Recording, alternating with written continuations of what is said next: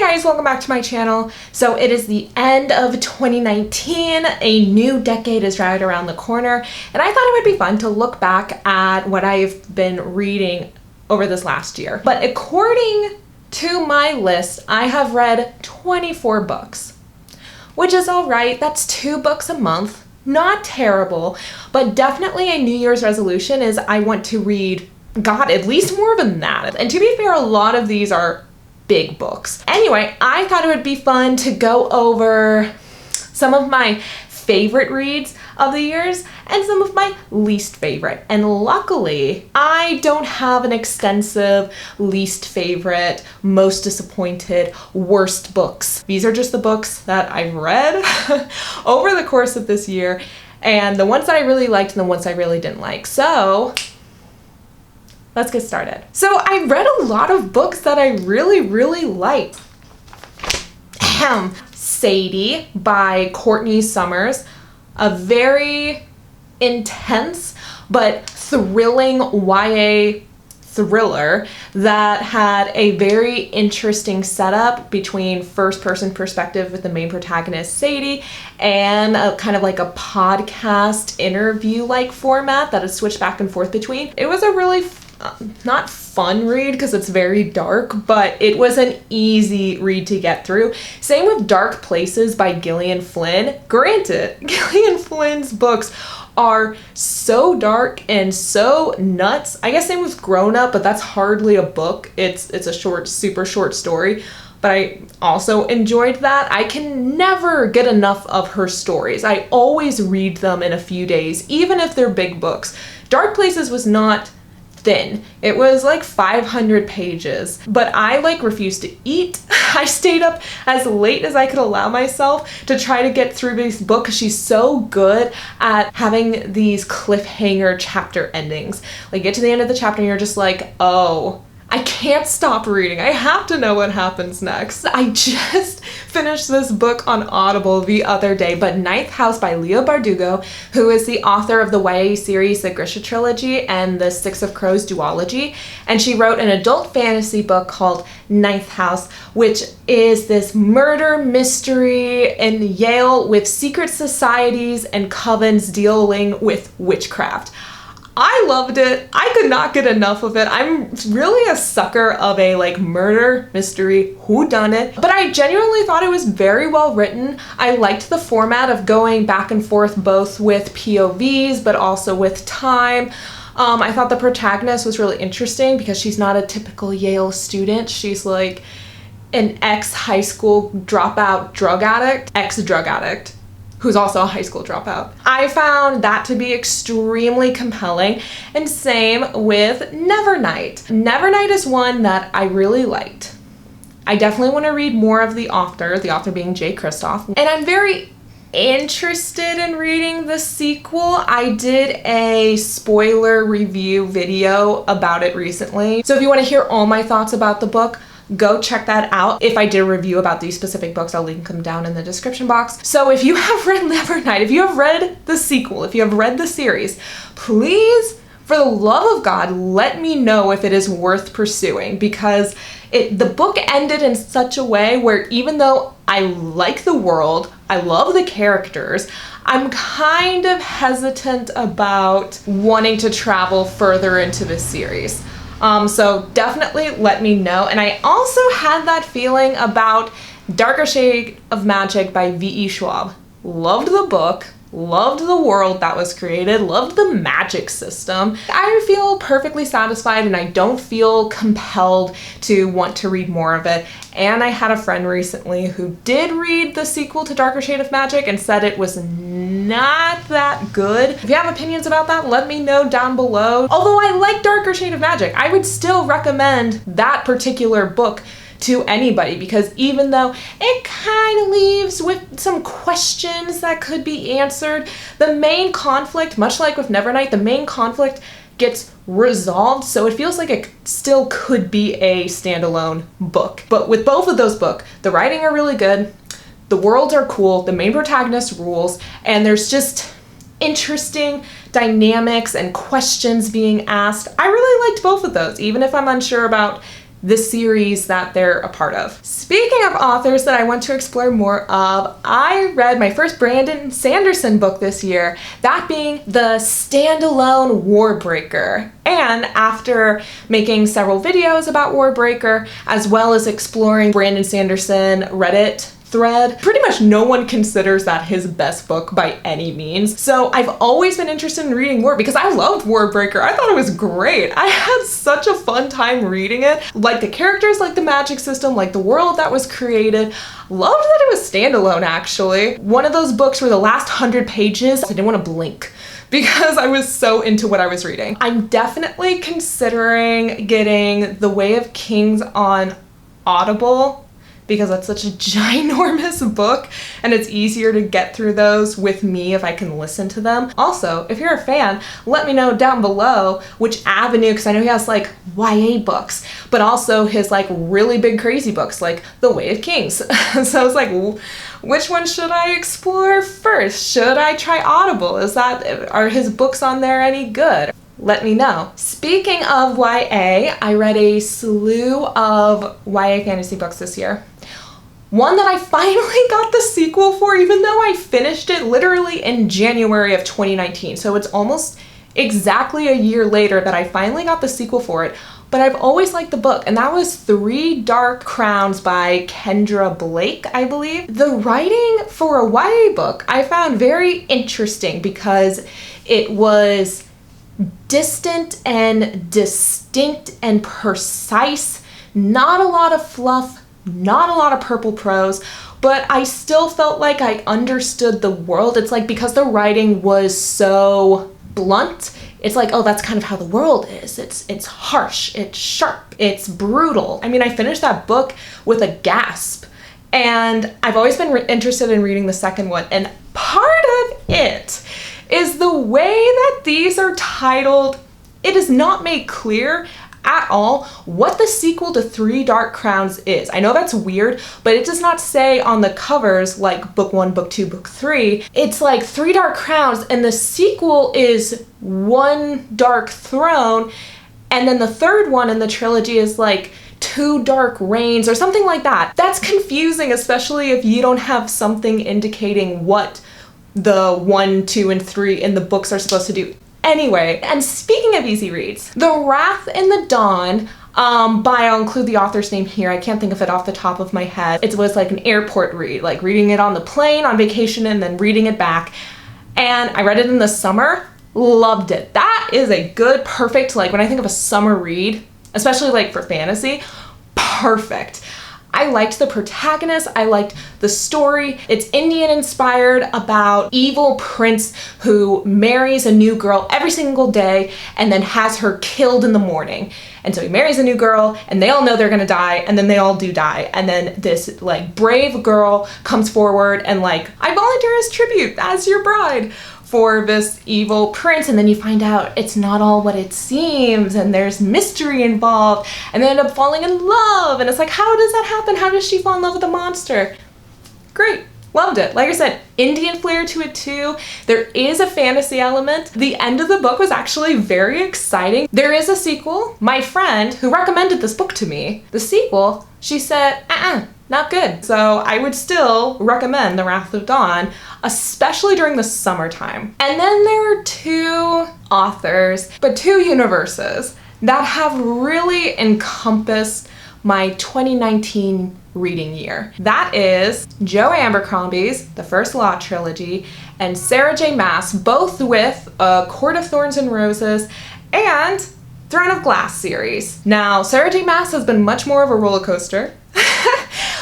Joe Abercrombie, those three books, and I know he has so many more, and I can't wait to delve more into his writing and into his world. But the First Law Trilogy, I loved. I've made a ton of videos about them. I think they're so good. My favorite writing style by far, and there's quite a few in here, were like on a writing level. I really like B. Schwab's Darker Shade of Magic.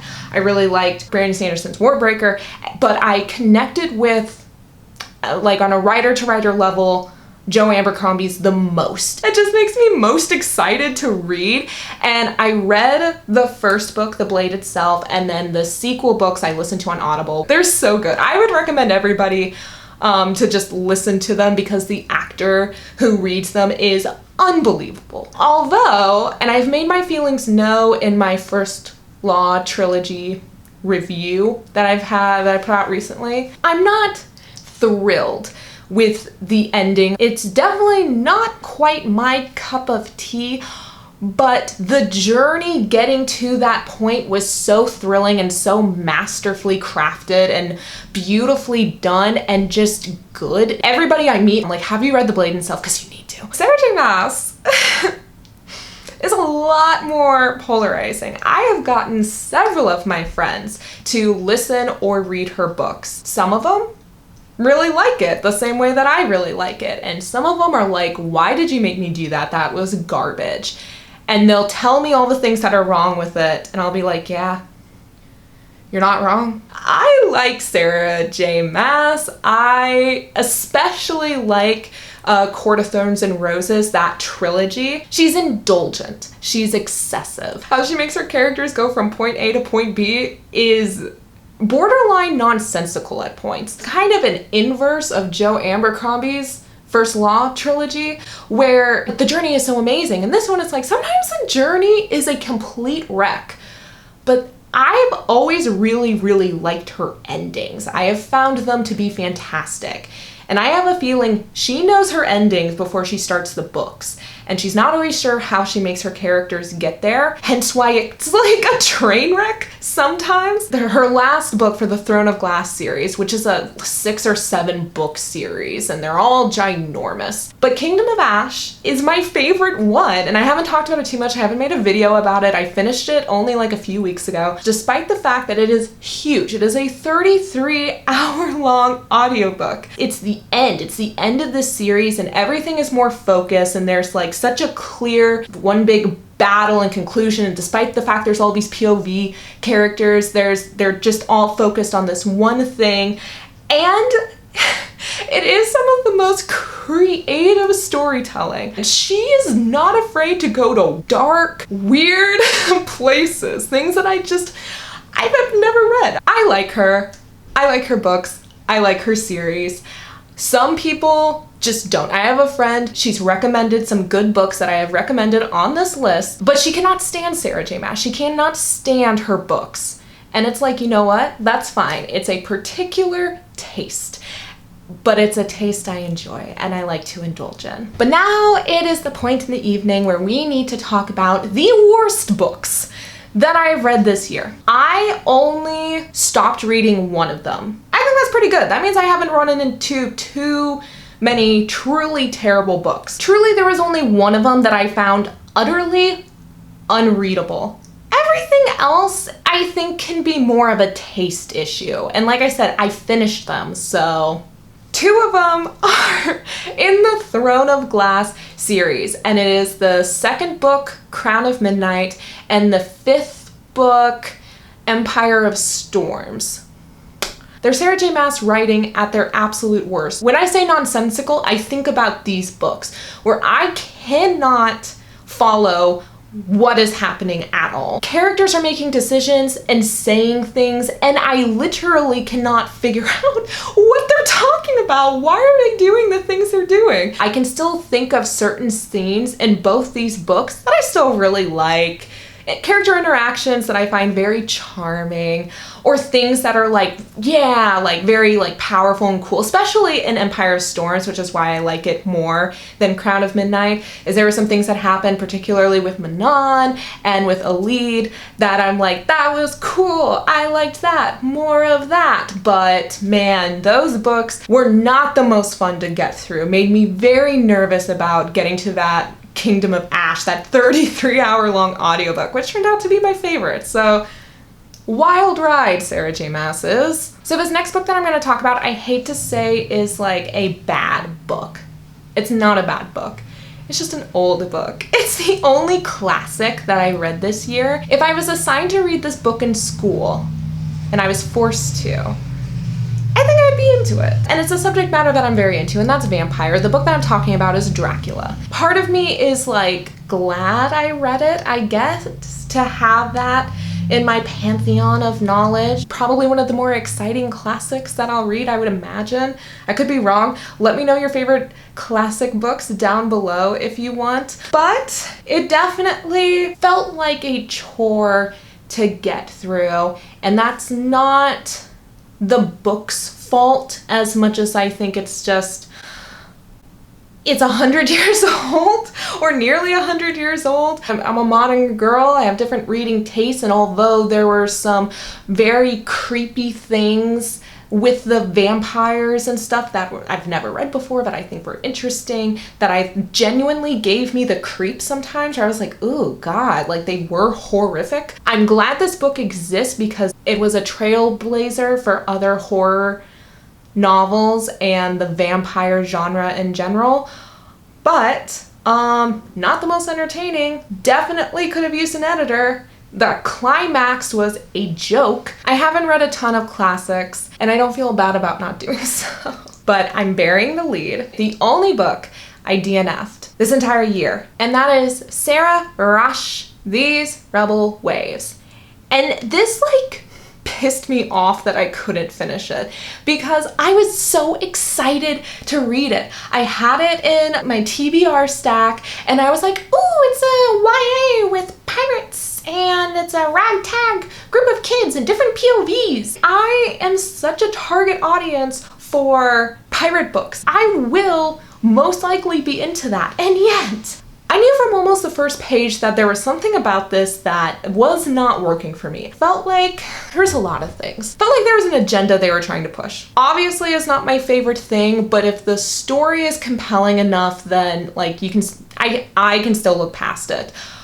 But I felt the writing was extremely lackluster, and I couldn't grasp what was going on. So the thing about those Sarah J. Maas books that I was talking about is because they were a part of a series, even though I couldn't tell entirely what was going on, I still had something to hold on to because I know these characters, I know this place, I somewhat know like the magic system or the stakes.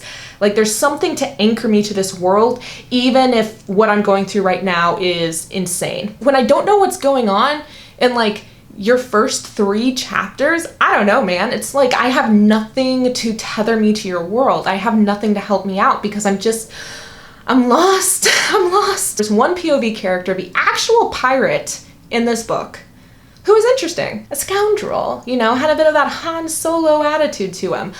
But other than that, the rest of them I found dull and boring and preachy, which I also, and I just could not make sense of their magic system. How the world was set up was very confusing. So you're preaching to me, you're confusing me, and you're boring me. I made it almost halfway through the book and I was just like, I got to stop. It's not fun. I have so many books that I want to read. The other book that I forgot to mention that I also didn't like, and I have a whole review where I kind of tear this book apart, but I still finished it, and that is The Cruel Prince by Holly Black. I did not like this book. I know a lot of people did. I know a lot of people didn't like it because of the like toxic relationship. That's not my issue. My issue was that I did not think it was well written. I didn't know who Holly Black was at the time too. Turns out she's written for years and years and years and years. She's like a staple in the YA genre.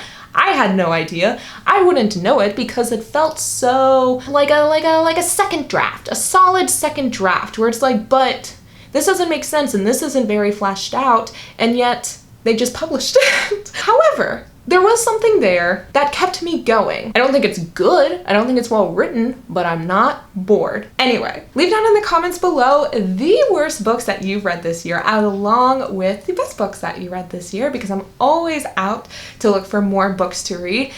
Definitely watch my latest December and January TBR list. Like I said, the New Year's resolution is to get more reading done. I will go back to a normal uploading schedule here soon, so if you want to see more book-related and writing-related videos, make sure to subscribe and like this video. It really helps me out, and I will see you guys next time. Bye!